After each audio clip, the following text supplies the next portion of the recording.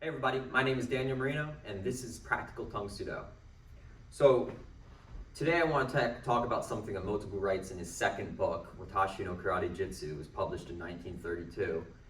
And I'm basing this off of Andreas Quast's English translation of that book.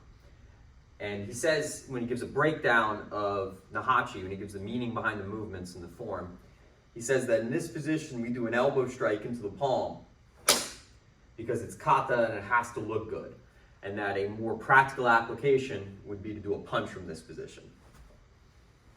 And something that's interesting about this is that Motobu does use elbow strikes quite a bit in his two-person drills. So he wasn't saying here that elbows themselves aren't practical. He was saying from this position, a punch is a more practical option, and an elbow strike is done in the form for aesthetics because it looks good.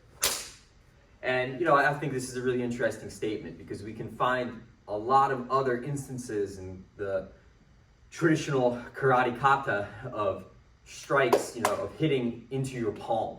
And I think that just to give some examples, from Basai or from the Pyongan or the Pinan forms, you have this, the kicking into the palm, followed by the elbow into the palm.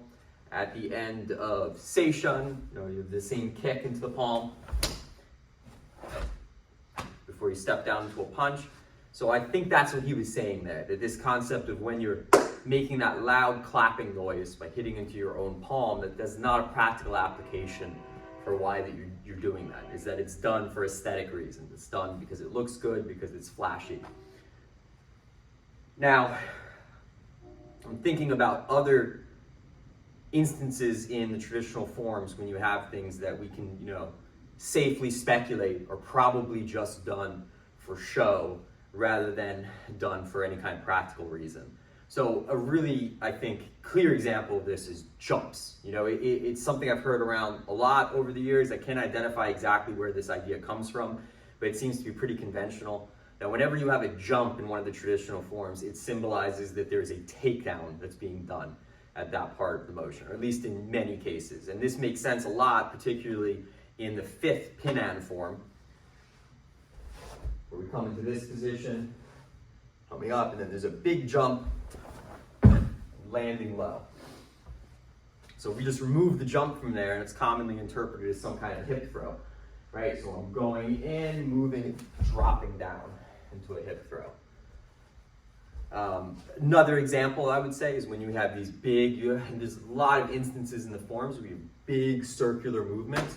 So if we look at the beginning of Kushanku, or Kunzun-kun as it's called, Tang Soo, we start from this position, the arms open, and they go up, and you have this big motion where it splits, comes down, and you have the blocking motions on each side. And again, if we were to assume that these big motions, right, don't have a practical application, but they're done because for aesthetic reasons, they look good, my interpretation of that movement would look something more like this. We're going forward, down, and coming across and framing. So I think there's a really interesting idea here, and Motobu kind of gives us an important piece of the puzzle when he talks about things that are done in kata to look good, just for aesthetic reasons.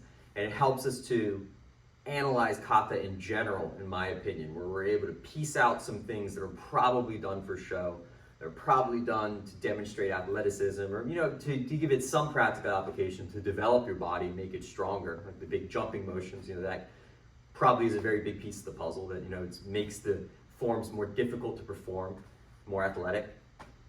So stuff like that, I think is important to consider, where we can look at, pieces of the forms where we're able to determine that they probably are not, that the movement is probably not done the way that it's performed for practical reasons, but rather for aesthetic reasons. So thank you very much for watching.